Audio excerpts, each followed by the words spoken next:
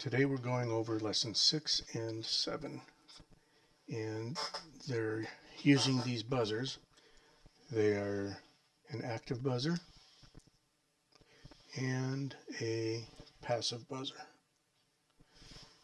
And so we'll start with the active buzzer. The plus lead is indicated on the adhesive label that's there. It's not indicated any other way, so I'm going to put the red on the plus side and the black on the minus side, and then I'm going to move that label up. I'm looking real careful. Actually, it is indicated.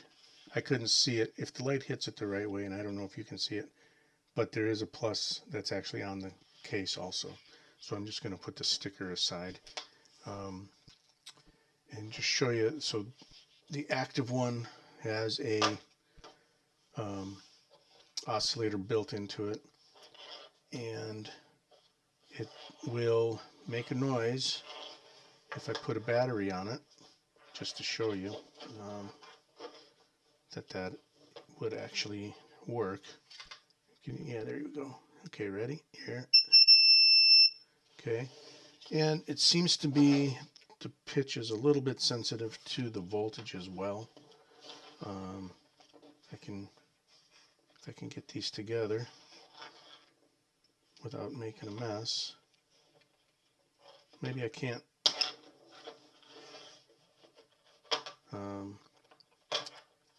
Let's do.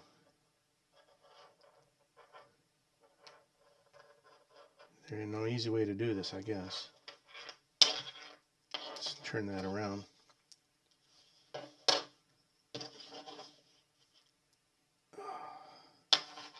And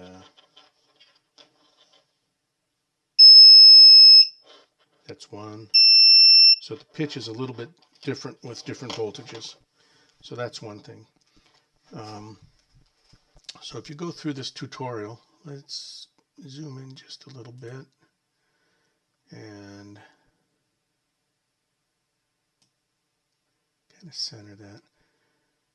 They go through their usual discussion. The code will put it on pin 12,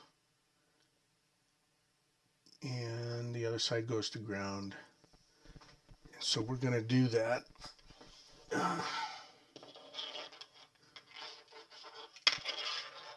Go to pin 12, and we're going to go to ground. Okay, and so the code looks like they don't just apply a voltage. They go between a 1 millisecond wait and a 2 millisecond wait. So it goes back and forth. So it makes this interesting sound. Let me load it, and you can hear what it sounds like, I think. Should it? Yep, there it goes. So hopefully you can hear that.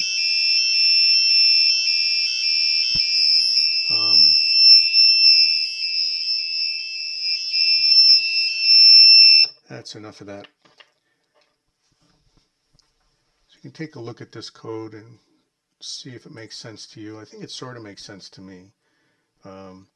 There's a frequency, and they go between, I don't know, two different versions of that sound, and it's actually kind of annoying. So there's the that's the active buzzer tutorial. Now the passive tutorial, let me find that. There it is. We'll bring that over to the other screen. Put it right there. I'll let that sit there for a minute, but anyway, we'll scroll through. They talk about the code. Please. They don't really tell you anything about how the code works, so I think my quick off-the-cuff interpretation of it might be accurate. But anyway, so then they have to go to the passive buzzer, and it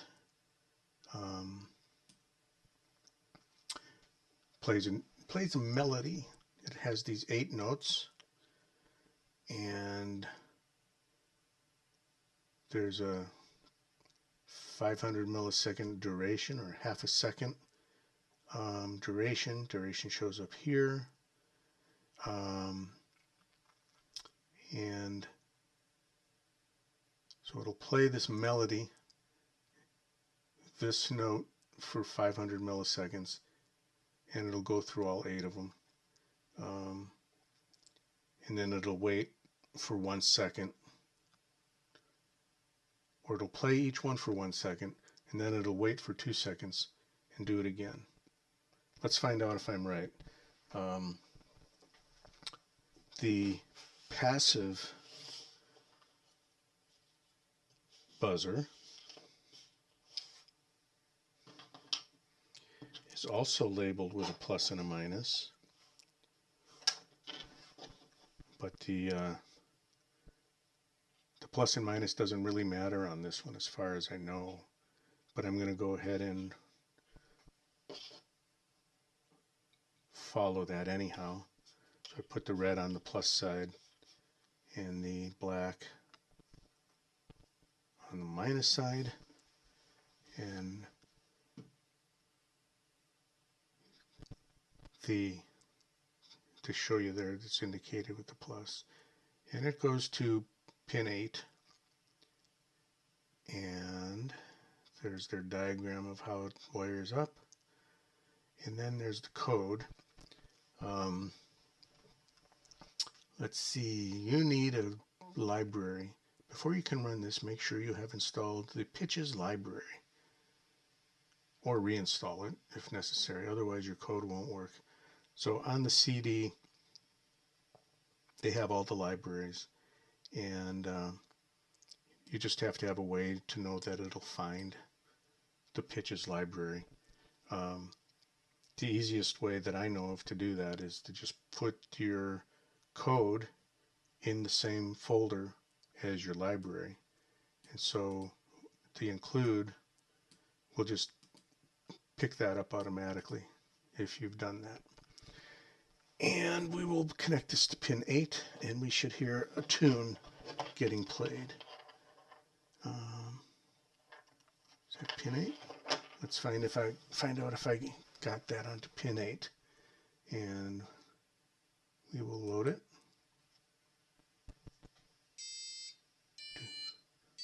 There it goes. And then it waits for 2 seconds and repeats. And